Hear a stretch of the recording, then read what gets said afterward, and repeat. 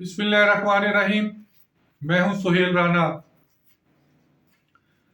आज कौमी असम्बली में एक खबर की गूंज थी कि कौमी असम्बली के स्पीकर, अरकान असम्बली और मुलाजमीन मुफ्त हज या उम्रा करते हैं। जब मैंने क्या तहकीक करनी थी, ना तो हज मुफ्त हो सकता है ना उम्रा मुफ्त हो सकता है, इसमें कोई दो आरा नहीं है। और हत्ता के कोई सरकारी दौरे में कोई उम्रा कर ले तो वो एक अलग बात है।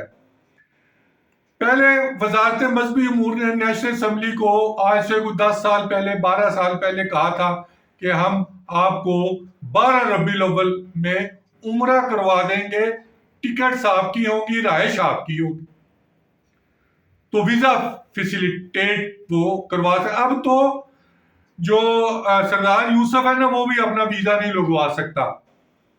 ये तो मुख्तलिफ एजेंटों के पीछे भाग रहे होते हैं और इनमें कसूर इनका अपना ही है।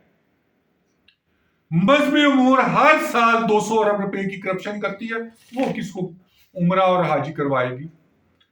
कम to the national assembly, senate, और ये जो हज पे लोग जाते हैं मुआवनीन बन के, उनका भी एक क्राइटेरिया है, इसके अलावा कोई नहीं जा सकता।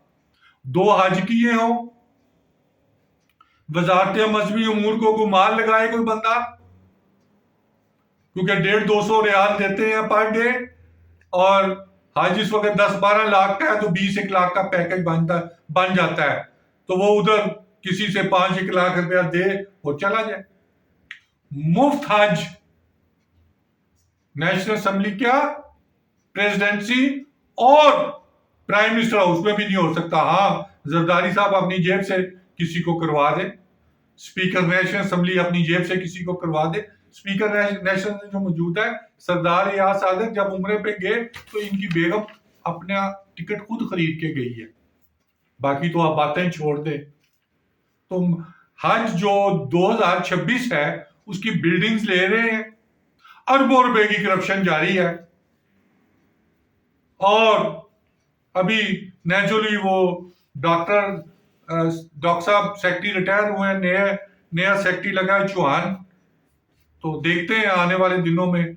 अभी मैंने इस पे नहीं किया वर्कआउट, तो ये मैं आप पे छोड़ता हूं अपने कायरीन के लिए। इसकी मैं मुकम्मल डिटेल आइंदा चंद रोज में दूंगा।